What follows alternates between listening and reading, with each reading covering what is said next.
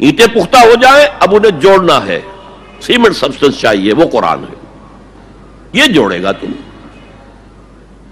چنانچہ یہی بات حضرت شیخ الہند مولانا محمود حسن دیوبندی اسیر مالٹا نے اپنی اسیری سے رہائی پانے کے بعد واپس جب آئے ہیں تو دیوبند میں علماء کے ایک بڑے اجتماع سے خطاب کر کے کہی. مولانا مفتی محمد شفیع رحمت اللہ علیہ وہ خود موجود تھے، اس میں بڑے بڑے علماء، مولانا حسین احمد مدنی رحمت اللہ علیہ، شبیر احمد عثمانی رحمت اللہ علیہ، مولانا اشرف علی تھانوی رحمت اللہ علیہ، مولانا انور شاہ کشمیری رحمت، بڑا مجمع. اور کہا حضرت شیخ الہند نے ہم نے تو اپنی اسیری کے 4 سالوں کے دوران جتنا غور کیا تو ہماری اس وقت کی امت کی زبوں حالی کے 2 سبب سامنے آئے.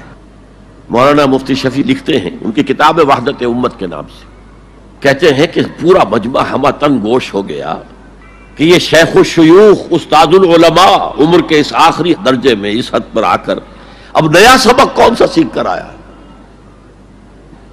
تاکہ ہمیں تو اس کے 2 سبب معلوم ہوئے، ایک ہمارا قرآن کو ترک کر دینا، لفظ نوٹ کیے، ترک کر دینا، اور دوسرا ہمارے آپس کے اختلافات.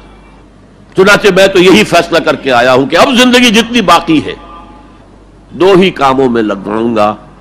ایک تو یہ کہ ناظرہ قرآن پڑھنے کے مکتب گلی گلی کھل جائیں اور عوامی درس قرآن کے ذریعے قرآن کے پیغام اور قرآن کے حکمت سے لوگوں کو روشناس کرایا جائے. عوامی درس قرآن کا لفظ استعمال کر رہا ہے شیخ الہند، جنہیں میں 14ویں صدی کا مجدد اعظم سمجھتا ہوں.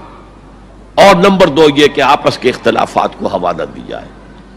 یہ واقعہ کوٹ کر کے مفتی محمد شفیع صاحب لکھتے ہیں کہ حضرت شیخ نے جو 2 باتیں کہیں اصل میں وہ ایک ہی ہے. ہمارے باہمی اختلافات بھی تو اسی وجہ سے ہیں کہ ہم نے قرآن کو ترک کر دیا ہے. بتائیے شیخ الہند نے کیسے ترک کیا قرآن؟ مولانا مدنی نے کیسے ترک کر دیا قرآن؟ کیا مطلب اس ترک کرنے کا؟ حال تو یہ ہے کہ مولانا مدنی رحمت اللہ علیہ، حالانکہ وہ تو گرفتار نہیں ہوئے تھے، وہ تو والنٹریلی اپنے شیخ کی خدمت کے لیے گئے ہیں ساتھ، اور اس حد تک ان کی وفاداری اور ان کی خدمت گزاری کہ رمضان کا مہینہ آیا تو حضرت شیخ الہند نے حسرت کے ساتھ کہا زندگی میں یہ پہلا رمضان ہوگا کہ تراویح میں قرآن نہیں سن سکیں گے. اس لیے کہ نہ شیخ الہند حافظ تھے، نہ مولانا مدنی حافظ تھے، اور تیسرے ان کے ساتھ ایک اور تھے، ان کا میں نام بھول رہا ہوں، وہ سرحد کے پٹھانوں میں سے تھے، کوئی حافظ نہیں تھا.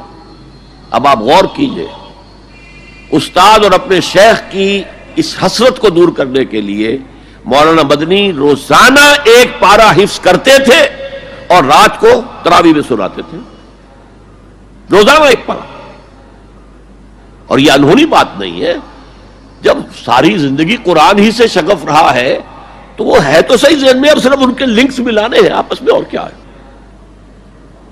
اصل میں قرآن کو ترک کرنے کا مطلب کیا ہے؟ وہ اصل میں ایک اور بہت بڑے عالم دین کی بات سنیے آپ، مولانا سید انور شاہ کشمیری رحمت اللہ علیہ، جو دیوبند سے آ کر آپ کے قریب میں ڈابھیل میں انہوں نے مدرسہ قائم کیا تھا. وہ ایک مرتبہ قادیان میں ایک جلسہ علماء کیا کرتے تھے ہر سال رد قادیانیت کے لیے. تو ایک سال اسی طرح وہاں علماء جمع تھے. اب جس نے یہ واقعہ بیان کیا ہے اس کا نام میرے ذہن میں اس وقت نہیں ہے، کہ میں صبح مولانا انور شاہ کشمیری رحمت اللہ علیہ کی خدمت میں حاضر ہوا تو دیکھا کہ غم کی تصویر بنے بیٹھے ہیں، بہت اداس، غمگین. میں نے پوچھا حضرت کیا معاملہ ہے، کوئی خاص سبب ہے؟ فرمایا بھائی کیا سبب ہے، یہ سوچ رہا ہوں کہ اپنی زندگی عمر ضائع کر دی. میں نے کہا حضرت آپ نے زندگی ضائع کر دی، عمر ضائع کر دی؟ آپ نے علم، بیہقی وقت کہلاتے ہیں انور شاہ کشمیری، جیسے امام بیہقی تھے، محدث اور فقیہ دونوں اعتبارات سے بلند. تو آپ نے پڑھنے پڑھانے میں، سیکھنے سکھانے میں ساری عمر گزار دی، تو آپ کی زندگی ضائع کیسے؟ کہنے لگے ہم نے سارا زور اسی پر رکھا کہ ثابت کر دیں کہ شافعی کی رائے صحیح نہیں ہے، ہماری رائے صحیح ہے. اسی کے لیے دلائل، اسی کے لیے بحثیں، اسی کے لیے لمبی چوڑی جو ہے ہمارے ہاں نشستیں منعقد ہوئی مدارس کے اندر.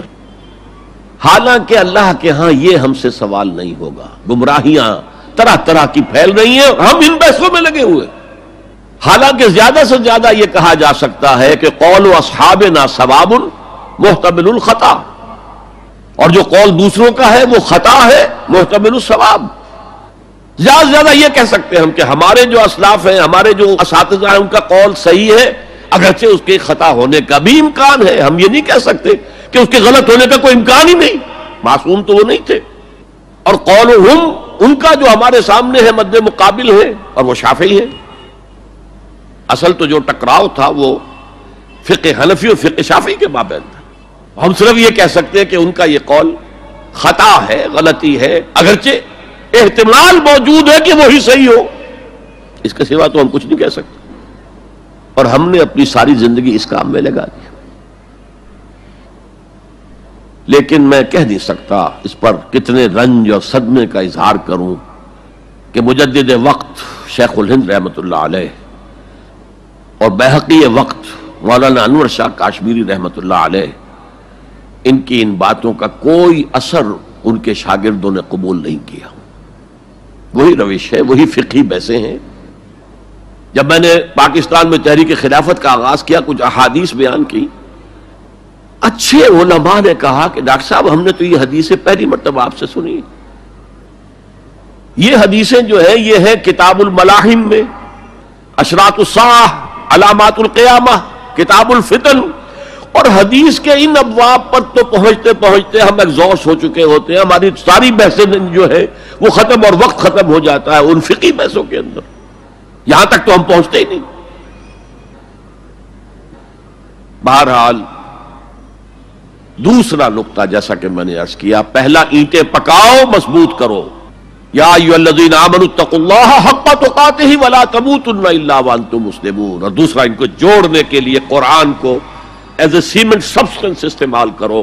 واعتصموا بحبل اللہ جميعا ولا تفرقوا واذکروا نعمت اللہ علیکم اذ کنتم اعداء فالف بین قلوبکم فاصبحتم بنعمتہ اخوانا وکنتم علی شفا حفرۃ من النار. تم تو تباہی آگ کے گڑھے کے کنارے تک پہنچ گئے تھے، گرا چاہتے تھے.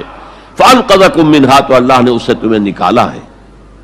کذالک یبین اللہ لکم آیاتہ لعلکم تہتدون. اسی طرح اللہ تعالیٰ تمہارے لیے اپنی آیات کی تبیین کر رہا ہے، وضاحت کر رہا ہے، تاکہ تم ہدایت حاصل کر سکو.